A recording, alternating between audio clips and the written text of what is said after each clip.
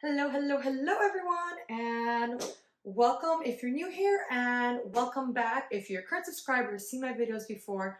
My name is Adriana. I'm a certified personal trainer, and here on my YouTube channel, I talk about PCOS, show at-home/gym workouts, I cook some of my favorite meals, and do some vlogs here and there. I'm recording this a little later than I usually like, and plus, sun's starting to come down a lot earlier. So I'm doing my best with the lighting. So I don't know how this lighting's gonna work because I had to like move some lights around, and I normally record only when there is daylight and there's sunshine. But there is no sunshine. I'm feeling that vitamin D deficiency really kicking in. I really am. I hate the cold. I hate the dark. Like when it's dark outside. Not like the night. But I like that, but I mean like it's 5:50. So almost 6 o'clock. It's almost, the sun's pretty much down. Anyways, I don't like that. I like my sunshine. I don't like humidity. Anyways, let's get back on track so I just don't be venting and ranting off. But today we're going to be talking about the common supplements for PCOS. You've probably seen a bunch of ads and or posts on social PCOS, but about PCOS on social media, on like PCOS supplements, like take this. You might have been seeing like people say, oh, pair this with this, or take this plus this, and you're kind of like, what are all these supplements? So this may be a 2 or 3 part video because there is quite a bit to go through. From the ones that are just like sponsored posts I've came across. Sorry, I belched. From from the sponsor posts I came across to just like being told by registered dietitians and doctors online, or like talk about PCOS, like take this and this and this and this, or what all these do, and it kind of gives you a little confused on what actually everything is. So I'm just going to be going over some of these common supplements, explaining what they are, and any of the if there are studies done on these particular supplements when it comes to PCOS, to let you know the results of that. I don't know what my neighbors are doing, so if you're hearing like a boom, boom, boom, boom, that is upstairs.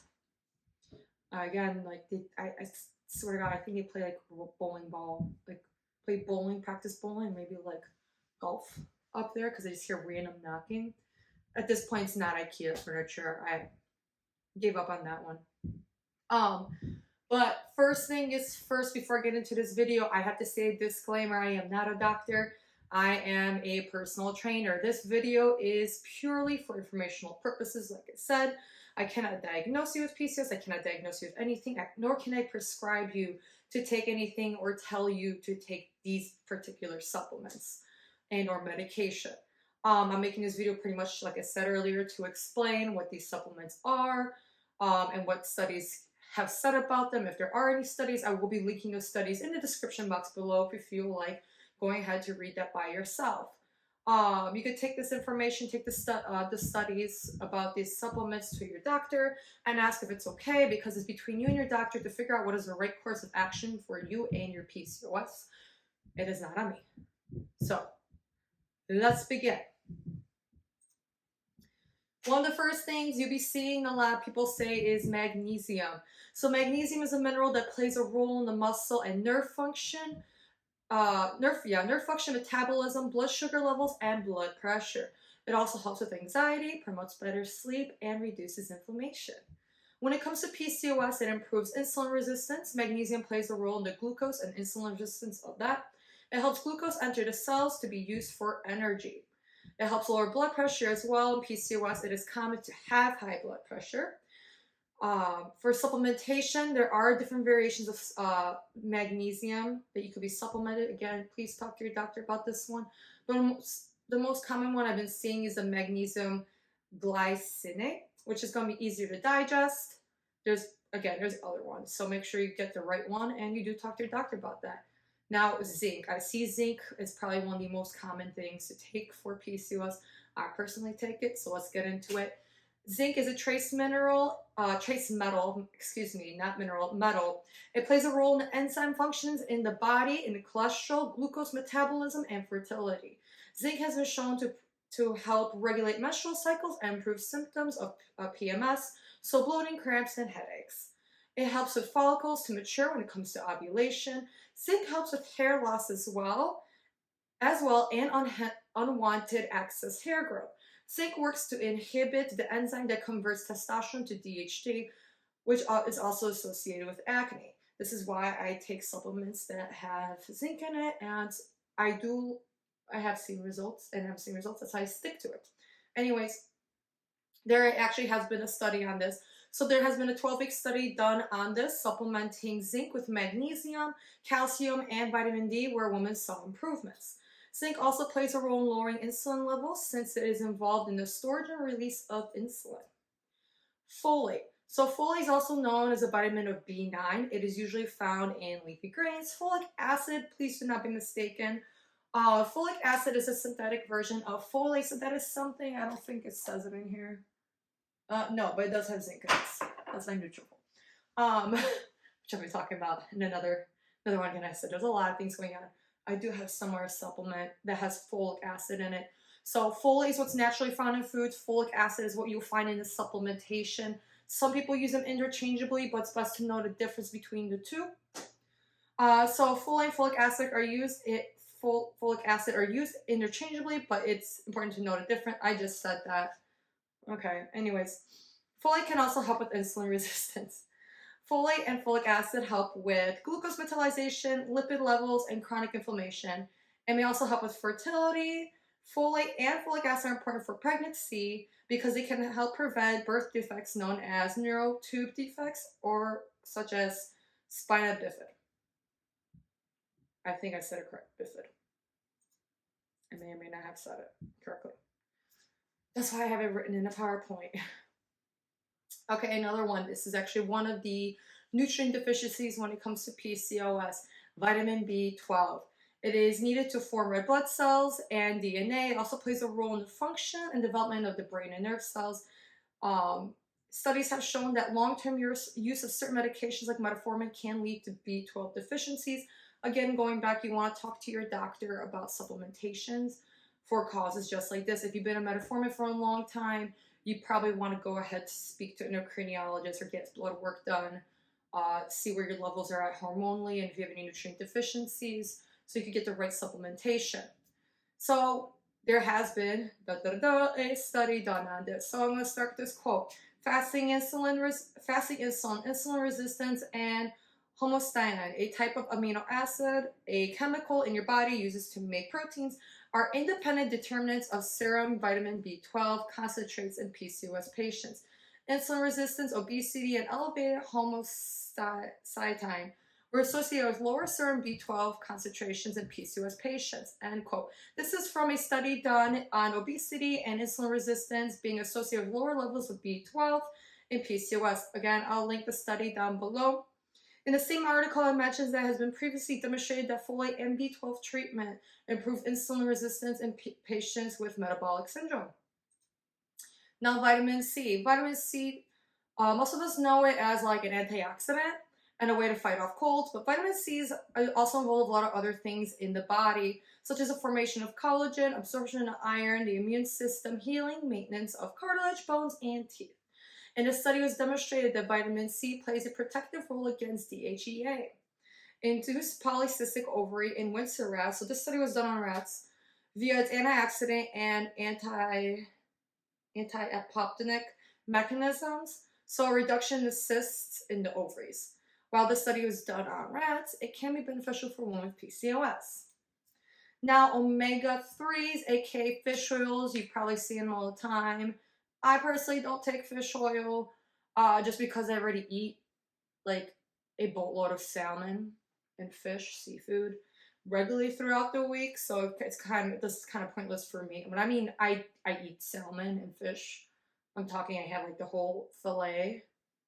I probably go through easily about 10 ounces or more, 10, 15 ounces of salmon a week. So I don't take it. So if you eat a lot of fish, maybe you do, maybe you don't.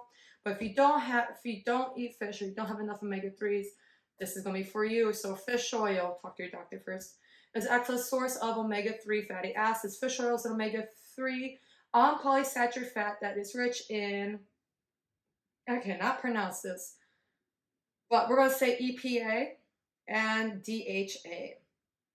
I learned about this before. I can never pronounce it.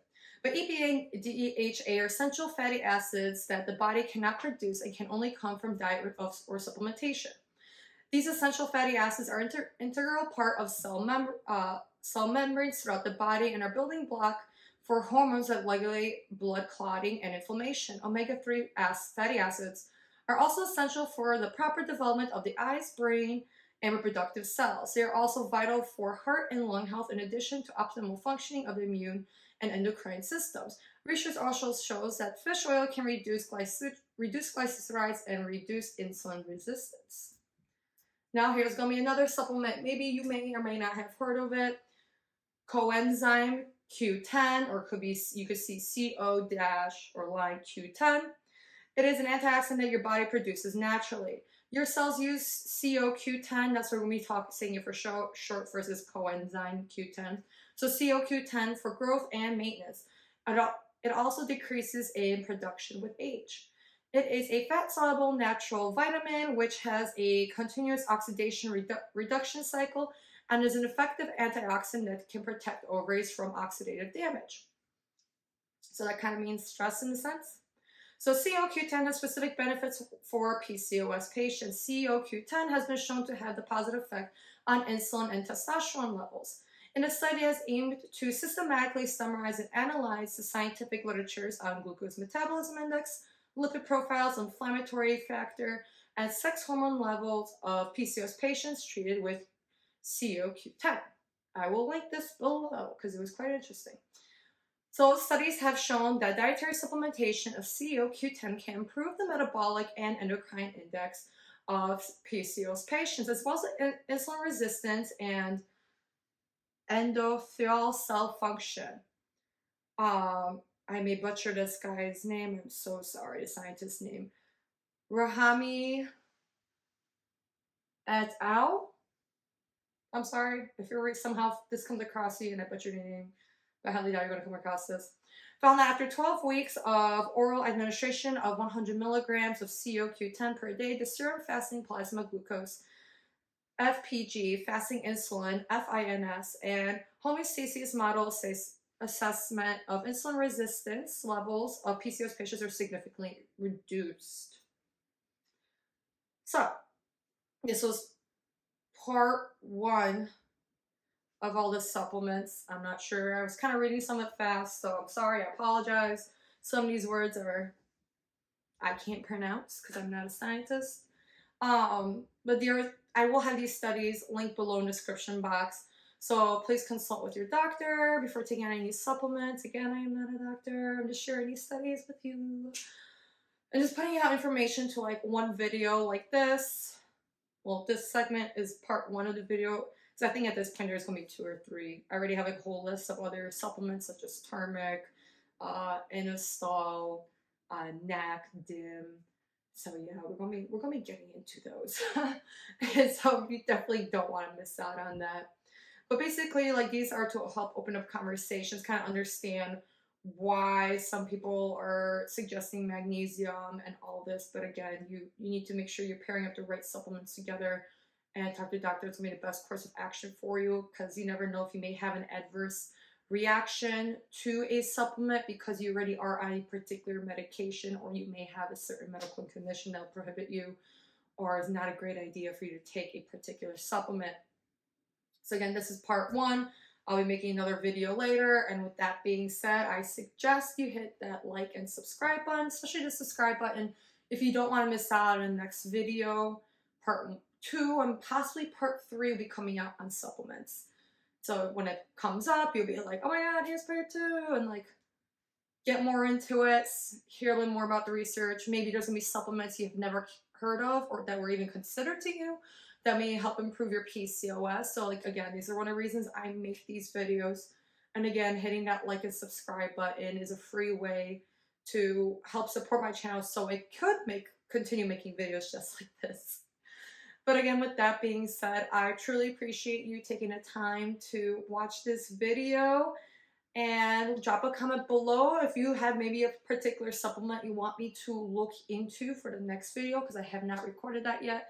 I'll be recording that probably within a week or two. So between then and now, any comments to be made, I'll definitely take a look at it, see what you have to say. So again, with that being said, I appreciate you, and I'll see you in the next video.